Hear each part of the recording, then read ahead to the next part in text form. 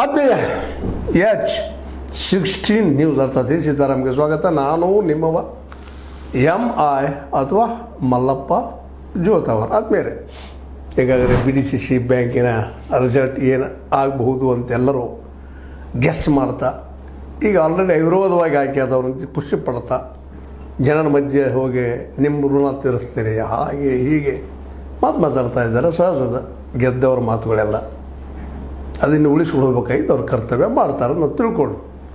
ಇನ್ನು ಉಳಿದವ್ರದ್ದು, ಯಾಕಂದ್ರೆ ಇನ್ನೂ ಪೂರ್ಣ ಬಹುಮತ ಆಗಿಲ್ಲ.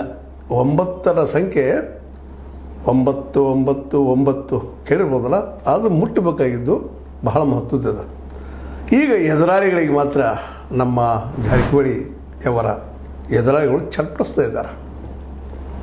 ಮೀನಿನ ನೀರಿನಿಂದ ಹೊರಗೆ ಹೋಗೋದಾಗ ಹೆಂಗೆ ಚಟ್ಪಡಿಸ್ತಾ ಇರ್ತದನೋ ಆ ರೀತಿಯಾಗಿ ಮರಳಿ ನೀರಿಗೆ ಹೋಗಬೇಕು ಅಂತ ಮಾಡ್ತಾ ಇದ್ದಾರೆ.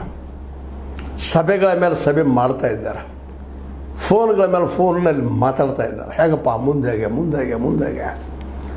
ದಾರಿಯಂತೆ ತೋರ್ತಾ ಇಲ್ಲ, ಆದರೂ ಪ್ರಯತ್ನ ಮಾಡೋಣ ನಾವೆಲ್ಲರೂ ಅಂತ ಒಂದು ಮಾತುಗಳನ್ನು ಮಾತಾಡ್ತಾ ಇದ್ದಾರೆ ಸಮಾನ ಮನಸ್ಕರು. ಆದರೆ ಪ್ಲ್ಯಾನ್ ಬಿಟ್ಕೊಡ್ತಾ ಇಲ್ಲ, ಮುಂದೆ ಏನು ಮಾಡಬಹುದು ಅನ್ನೋದನ್ನು.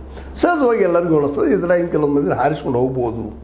ಆಪರೇಷನ್ ಕಮಲ, ಆಪರೇಷನ್ ಕೈ, ಆಪರೇಷನ್ ಏನಪ್ಪ ಹೊರೆ ಹೊತ್ತ ಮಹಿಳೆ, ಹೀಗೆಲ್ಲ ನಾವೇನೋ ಅನ್ಬೋದು. ಅದಕ್ಕೆ ಎಲ್ಲ ಕೂಡಿಸಿ ಬೇರೆ ಹೆಸರು ಇಡ್ಬೋದು.